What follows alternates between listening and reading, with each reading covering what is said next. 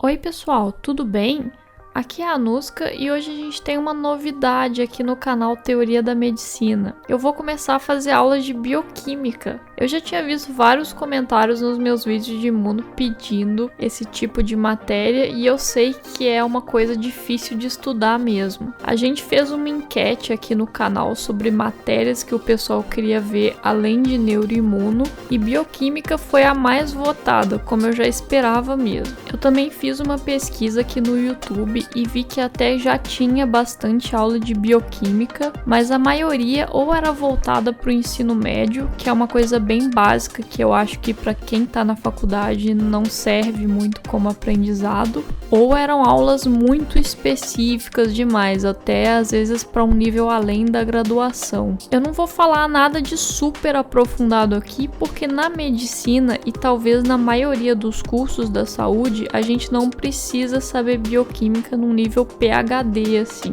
Por isso aqui a gente colocou no título Bioquímica Médica. Vai ser o que eu considero necessário para alguém da medicina, assim como da enfermagem, fisioterapia e os outros cursos da área da saúde. Se você faz um curso mais voltado para exatas, ou que precisa saber bioquímica nos mínimos detalhes, ou se o seu professor é meio louco mesmo, talvez essa aula seja um pouquinho superficial para você. Mas eu acho que pelo menos ela vai servir como uma base para entender conceitos mais basicões e depois você conseguir entender coisas mais complicadas. O que eu acho complicado da bioquímica é que você abre a maioria dos livros texto e ele já começa a te metralhar com um monte de termos que ele assume que você saiba, quando na verdade você não sabe direito e aí fica aquela impressão maravilhosa de ler 2 parágrafos e não entender nada. Então aqui eu vou explicar coisas que talvez o seu livro meio que passe por cima e mesmo que você tenha que saber bioquímica nos mínimos detalhes, vai te ajudar a pelo menos começar a entender o assunto. A aula de hoje então é sobre aminoácidos. Vai ser o primeiro assunto que eu vou falar aqui e eu acho que é um bom lugar para a gente começar porque não é um assunto super difícil de se aprender.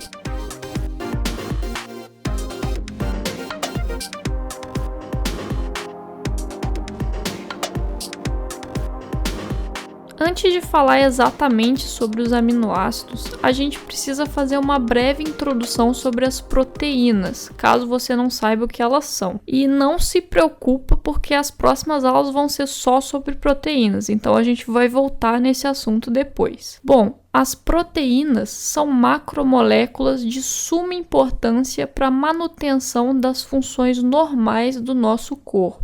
Todo tipo de atividade fisiológica que a gente tem acontecendo todo santo dia nos nossos órgãos certamente é controlada ou depende de uma proteína para acontecer. Assim como muitas doenças que a gente conhece acontecem porque ou uma proteína não funciona direito, ou ela não existe, ela não está presente, por qualquer que seja o motivo. A gente fabrica proteínas lendo diretamente o nosso DNA, que é um processo que a gente vai descrever melhor nas próximas aulas. Mas observe bem que o DNA, a macromolécula mais importante da nossa Constituição, é um livro de instruções para fabricação de proteínas, entre muitas outras coisas. Para vocês terem ideia da diversidade que a gente tem entre as proteínas, eu botei vários exemplos aí na tela. A gente tem aqui os anticorpos ou imunoglobulinas, mais especificamente uma IgG que eu botei aqui para vocês. Quem assiste minhas aulas de imuno sabe que os anticorpos são uma parte fundamental para o funcionamento correto do nosso sistema imunológico. E o anticorpo é uma proteína, então vai ser mais uma das coisas que as proteínas vão estar fazendo. Do lado aqui a gente tem uma hemoglobina que está presente nas nossas hemácias e tem função vital de carregar oxigênio para as nossas células e trocar pelo gás carbônico. A gente tem a insulina aqui também, que é um hormônio responsável por botar glicose para dentro da célula depois que a gente se alimenta. E quando falta insulina parcialmente ou totalmente, a gente tem uma doença extremamente prevalente no mundo inteiro e que você ainda vai ter que estudar muito, que é a diabetes. Do lado aqui a gente pode ver a adenilatossinase e a glutamina sintetase, que são proteínas responsáveis pela catalisação de reações no nosso corpo.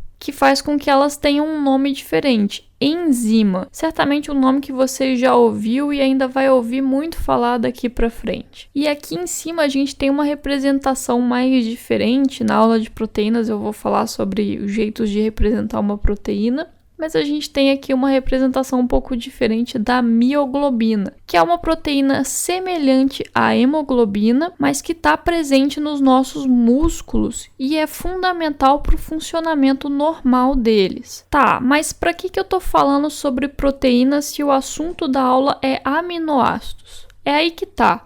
As nossas proteínas nada mais são do que um monte de aminoácidos juntos numa mesma molécula, ligado por uma coisa que a gente chama de ligações peptídicas. A estrutura que eles formam fica mais ou menos parecida com um colar de pérolas, ou um colar de contas para quem tá com um orçamento um pouquinho mais limitado. É tipo isso aqui que eu desenhei para vocês, ó, um monte de bolinhas que seria a representação dos aminoácidos ligados por ligações peptídicas, que tá aqui de branco, imitando um giz, e parecendo com o colar de pérolas da moça que eu botei aqui para vocês. A combinação de diferentes aminoácidos em diferentes frequências leva à diversidade absurda que a gente tem de proteína no nosso corpo. Como o nome já diz, e eu acho ótimo isso porque ajuda muito na memorização, os aminoácidos são compostos orgânicos que contêm um grupo amina e um grupo ácido carboxílico na sua composição. Lembra daqueles radicais de química orgânica que você aprendeu no ensino médio? E talvez você tenha pensado que ia ser meio inútil aprender. Bom, aqui você vai ter que usar eles. Se você está um pouco enferrujado nessa parte de química orgânica, até química geral do ensino médio, eu acho que seria bem interessante fazer uma pequena revisão antes de prosseguir o seu estudo da bioquímica, porque senão você vai acabar tomando mais surra da matéria do que o necessário. Então, para quem esqueceu essa parte, dá uma procurada nas aulas de química orgânica de ensino médio que tem aqui no YouTube. Tem muito material legal e você vai reaprender tudo rapidinho. Na natureza, a gente consegue encontrar até 500 tipos diferentes de aminoácido, mas no nosso código genético para fabricar as nossas proteínas, a gente só vai precisar de 20, que eu vou falar aqui para vocês no fim da aula quais são. E só uma curiosidade interessante para quem é fã de ficção científica e é meio nerdão e acha esse tipo de coisa maneiro, que nem eu. Nos últimos anos foram feitas algumas análises de meteoritos que caíram na Terra e nesses meteoritos foi detectada a presença de vários aminoácidos, inclusive desses 20 que a gente mesmo precisa para sobreviver. Então, sei lá, talvez isso seja um indício que essas moléculas vitais estão espalhadas aí pelo universo e realmente existe vida fora do nosso planeta azul. Bom, no último slide eu falei para vocês que o aminoácido é um composto que contém um grupo amina e um grupo ácido carboxílico, mas tem outras coisas importantes sobre a estrutura dele que a gente precisa discutir também. Por isso eu desenhei aqui a estrutura básica do aminoácido para a gente entender um pouco melhor. Basicamente, tudo vai girar em torno desse carbono que está aqui no centro, que é chamado de carbono alfa. Nele a gente sempre vai ter esses dois radicais ligados. Aqui eu representei para vocês o ácido carboxílico e o grupo amina. Os dois vão estar sempre ligados no carbono alfa.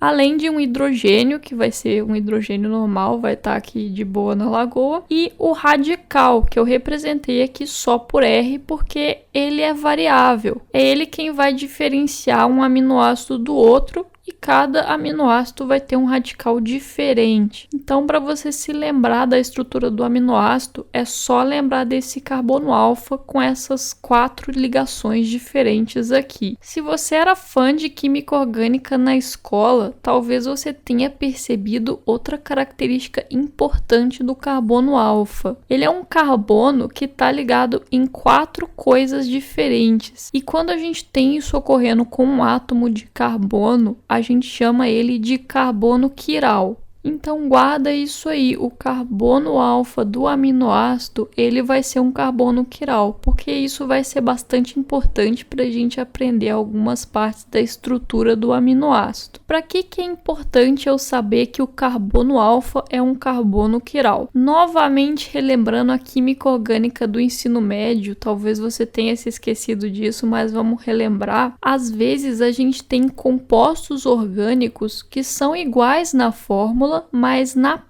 prática, eles são diferentes porque eles possuem conformações geométricas diferentes. A gente chama esse fenômeno de isomeria ótica. É um pouquinho confuso de entender mesmo, porque você olha esse desenho aqui do aminoácido hipotético que eu fiz para vocês, e aí você fala, Anuska, mas você só mudou a posição do hidrogênio aqui com relação ao grupo amina. Sim, porque eu estou escrevendo assim na tela direto no ambiente 2D, onde a gente não consegue ver essa diferença com clareza. Mas a verdade é que esses aminoácidos são imagem em espelho um do outro. E um exemplo muito clássico que as pessoas usam para explicar esse fenômeno são as nossas mãos. Você tem uma mão esquerda e uma mão direita, que são praticamente iguais, mas estão em orientações diferentes. Elas são imagem e espelho uma da outra. Não tem como deixar uma igual a outra, a não ser que você mude a orientação das suas mãos. E vai ser a mesma coisa para esses dois tipos de aminoácidos. São dois compostos químicos que são feitos pelas mesmas estruturas, mas possuem uma configuração 3D diferente e por isso vão ser chamados de enantiômeros ou isômeros óticos. Para diferenciar um do outro, a gente coloca os dois numa disposição chamada projeção de Fischer, que eu não vou entrar muito em detalhe aqui porque não é o foco da aula, eu só estou tentando te mostrar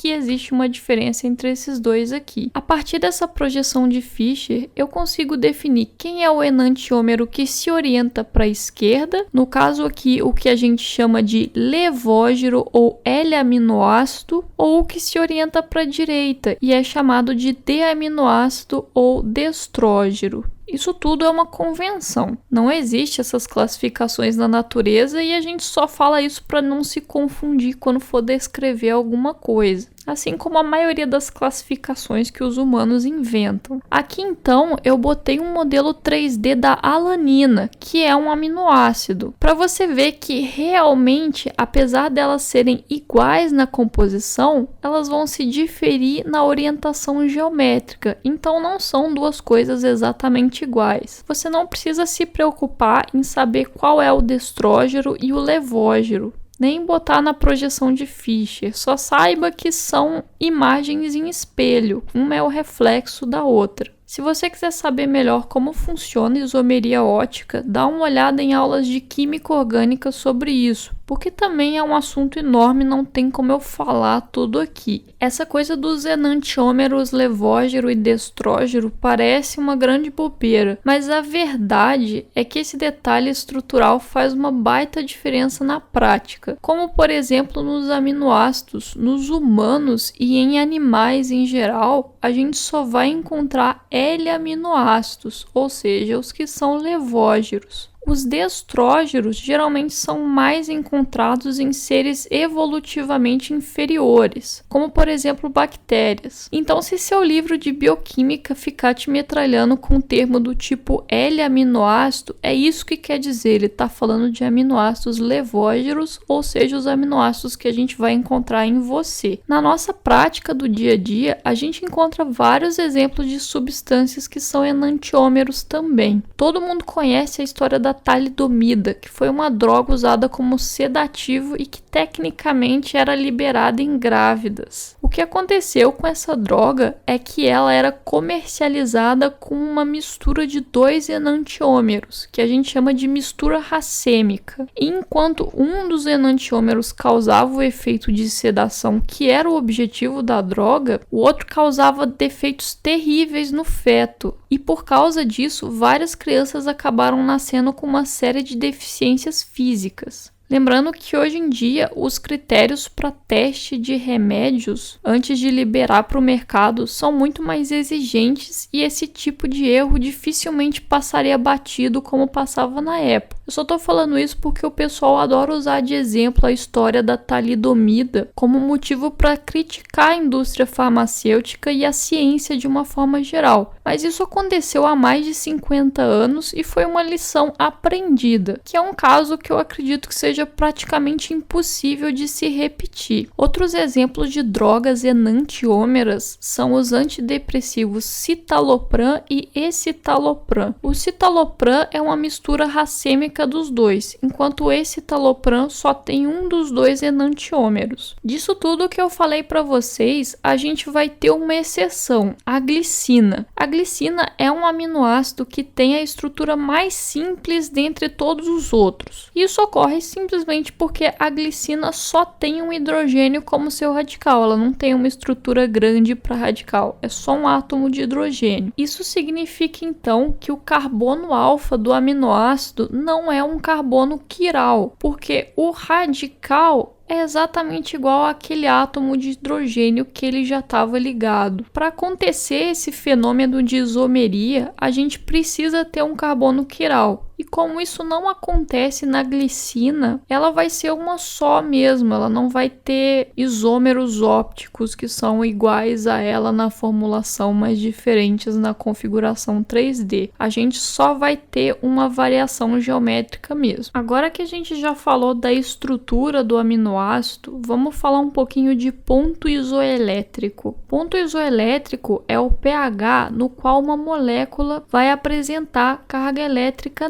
neutra, ou seja, não vai ser nem positiva nem negativa. Como vocês talvez se lembrem da química orgânica básica e também de química geral, o radical amina tem uma certa tendência a receber prótons, porque ele tem um comportamento de base. Ao contrário dele, o ácido carboxílico tem uma certa tendência a doar próton, como o próprio nome dele já diz, porque é um comportamento típico de ácidos. Quando a gente bota o aminoácido numa solução ácida, ou seja, com o pH muito baixo, o radical amina vai ter uma tendência a aceitar um hidrogênio e vai ficar assim, NH3, deixando a molécula com um balanço positivo no que diz respeito à carga dela. Já numa situação contrária, quando a gente coloca um aminoácido numa solução com pH muito alto, ou seja, bastante básico, vai ter uma demanda pela perda do hidrogênio do ácido carboxílico. Isso vai acabar acontecendo e deixando ele com uma carga geral negativa. Quando a gente atinge o ponto isoelétrico do aminoácido, isso é, existe tanto uma demanda para ganhar quanto perder próton, e essas duas coisas acabam acontecendo, essa carga positiva e negativa se anulam, formando um aminoácido que tem carga global nula. Esse aminoácido vai ser chamado de zwitterion, que é um nome extremamente engraçado, e se você quiser botar no seu cachorro, no seu bichinho de estimação, eu acho que é uma boa sugestão. Esse é um conceito que provavelmente vai estar lá no seu livro de bioquímica explicado de um jeito super difícil de entender, ou nem vai estar explicado direito, então você não vai entender nada. Então aqui eu tentei falar de uma forma um pouquinho mais simplificada o que é um zwitterion e um ponto isoelétrico. Eu acredito que assim, para fins práticos na medicina, não vai ser muito útil saber isso, mas se vai te ajudar a passar na prova de bioquímica, tá aí a minha contribuição para sua nota boa, não se esqueça disso. Para finalmente terminar a aula de hoje, a gente vai falar um pouquinho sobre a classificação dos aminoácidos. Essa classificação que a gente vai fazer sempre vai se basear na polaridade, como a gente vê aqui que a gente vai classificar em dois grandes grupos, que são os aminoácidos apolares e polares, e também no grupo R, que é o radical do aminoácido e que vai definir exatamente quem ele é, já que o resto vai ser tudo igual entre eles. Você provavelmente se lembra o que significa uma coisa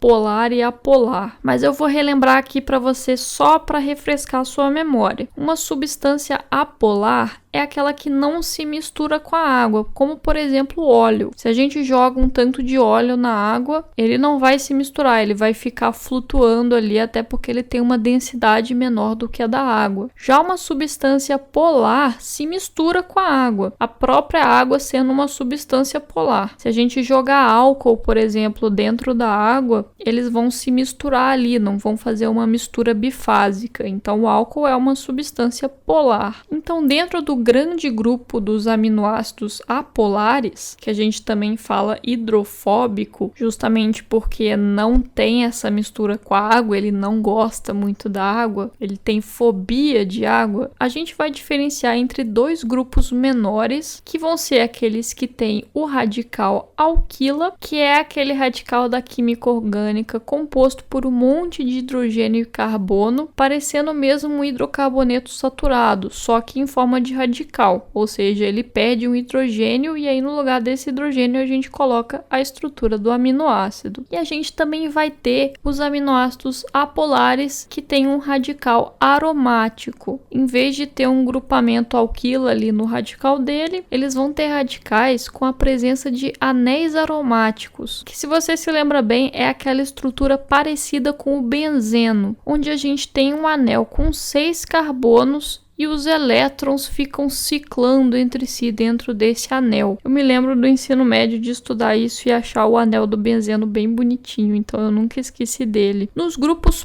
polares ou também hidrofílicos, porque eles têm filia pela água, eles se associam com a água, a gente vai ter os aminoácidos polares neutros, ácidos e básicos. Os ácidos vão ser novamente aqueles que vão ter tendência em doar um próton e o básico vai ser aquele que tem tendência em receber. O neutro vai ficar ali no meio do caminho porque ele não vai possuir nenhuma tendência sobrepondo a outra. Então vamos falar primeiro aqui dos aminoácidos apolares com radical alquila. Eles vão ser o maior grupo de todos e vão ser compostos por glicina, cisteína, alanina, leucina, isoleucina, valina, metionina e prolina. Aqui embaixo dos nomes eu coloquei essas siglas e letras que às vezes são usadas para representar esses aminoácidos, só caso você se depare com isso no seu livro de bioquímica e fique meio perdido. É isso que significa, basicamente uma identificação mais rápida. Se o seu professor cobra que você saiba qual aminoácido é de qual grupo, infelizmente você vai ter que decorar. Aí tem que fazer algum macetinho que sirva para você como memorização, porque não tem muita regra pelo nome qual que vai participar de qual grupo. E nessa classificação aqui, a gente pode perceber que a nossa velha amiga glicina está fazendo parte, que lembrando é o único aminoácido que não vai ter 2 enantiômeros porque ela não tem um carbono quiral. Como você pode perceber aqui, ela vai ser a mais simples de todas, é o que tem a estrutura mais basiquinha. No grupo dos apolares aromáticos, a gente só vai ter 2, que é a fenilalanina e o triptofano. Vejam aqui que os dois têm anéis aromáticos, que é aquele anel bonitinho que parece a estrutura do benzeno. A fenilalanina talvez você já tenha ouvido falar, porque é um aminoácido que a gente precisa adquirir através da dieta, só que algumas pessoas nascem com uma doença chamada fenilcetonúria,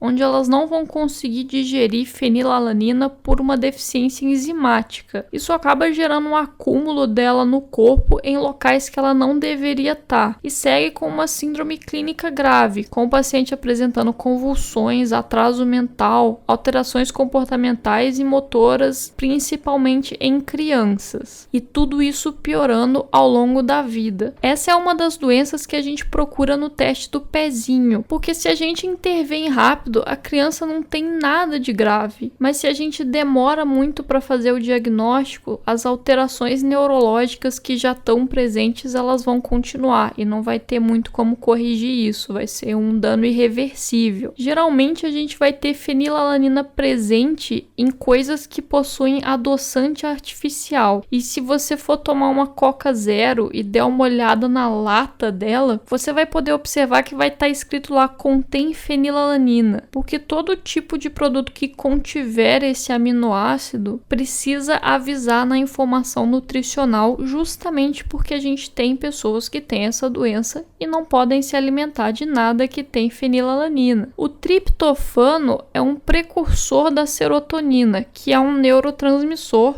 e da melatonina, que é um hormônio e também neurotransmissor. Esses dois você provavelmente já conhece se você assiste às aulas de neurofísio do Augusto aqui no canal. Então veja aí que além dos aminoácidos participarem na fabricação das proteínas, eles também são substâncias fundamentais para a manutenção de funções totalmente diferentes no nosso corpo. E aqui só para falar como curiosidade, o triptofano no pH fisiológico do nosso corpo vai ser um zuitério. Indo para o grande grupo dos aminoácidos polares agora, no subgrupo dos aminoácidos polares neutros, a gente vai ter esses aqui: a asparagina, a glutamina, a serina, a treonina e a tirosina. Esse é o segundo maior grupo que a gente vai ter nessa classificação, depois do grupo dos aminoácidos apolares com radical alquila que eu já mostrei para vocês. No grupo dos aminoácidos polares ácidos, a gente vai ter só o ácido aspartico e o ácido glutâmico, que quando perdem o hidrogênio, que é um comportamento típico de ácidos, como a gente já falou aqui, vão passar a ser conhecidos como aspartato e glutamato. O glutamato também é um neurotransmissor